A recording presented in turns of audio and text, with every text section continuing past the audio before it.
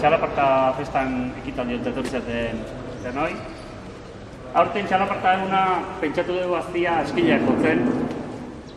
Jesusek bere garaian eskileak jotzeko bazakan bere jarduna. Eta aspaldi honetan utzita zeon eta berriz hartu nahi izan du gai hori. Eta orduan, aurtengo festan hasiera, eskilea jotzen pentsatu dugu aztia. Eskileak kontatu gizuet, Jesusek eta eskileen arteko, harremana, ozaukazena, honi pixka txuleta pixka dindet, eta Jesusek esatezun, definitzen zituen eskileak ziala perkusioko tresnarik haundi eta nobleenak. Bazakan, gezurik ez duen esaten, haundik eta nobliak etxek dira. Eta bere anaiakin batea, 70ko hamarkadak erdialdea hau. Ja zila zeon, txalaparta eta eskileen artean egon litekela zerbait jola harremana. Txalapartan erritmuak eskileetan jotzeko aukera edo. Eta Azkoitiko eta Usurbilgo kanpandorretan, mailu bidez, gara jartan mailukin, bakoitzan zen bana hobina hartu, eskilea bakoitzian jartzizian anai bakoitza, eta txalapartako erritmuak jotz zituen. Eta behaiek guztua, entzute zuten behaiena eta burrunda eta ondo. Baina gero kontuatu zian, goien burrunda entzute zala, baino behian ez zala entzute. Eta orduan, horri zerbait buelta eman behar zala, eta orduan, bingainekin jotzeko asunto hori, horrekin hasi zian, buelta batzuk ematen.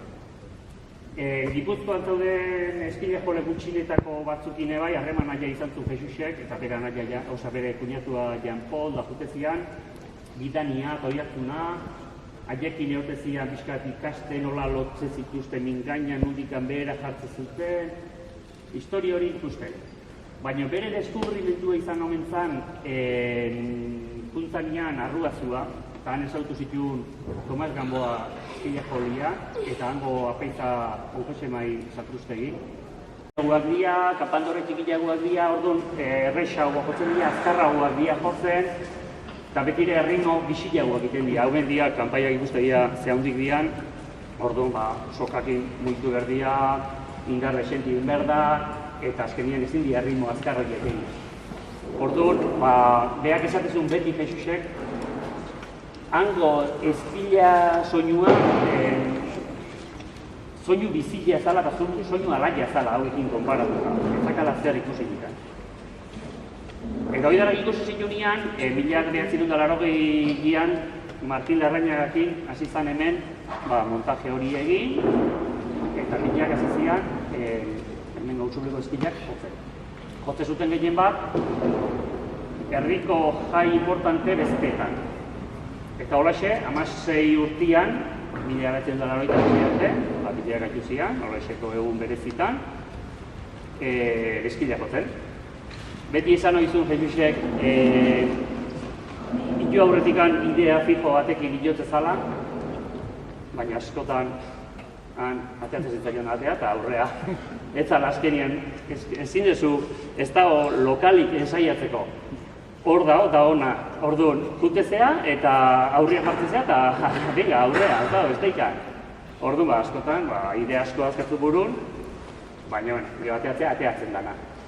Eta, anekdota gisa, ensaio irutzeko lekuik ez da hola, baina, omen da, jendia ikusi una eta, hala uste, Jesus, Santueneako bidiako zean, oain kenduta dago, baina zubitian, bornilian, bi kutsaragin, kinkin, ensaioak egiten aurretikan, pixka pilo aurretikan zeratzeko.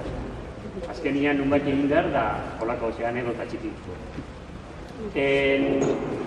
Azkeneko josala, 1986 izan zen.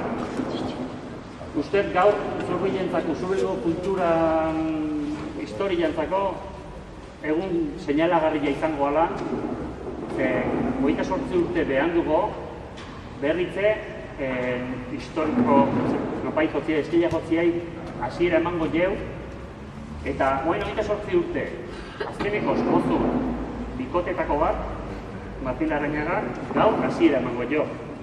Orduan nire ustez, dala Usurbilen gorriz apuntatzeko fetxa.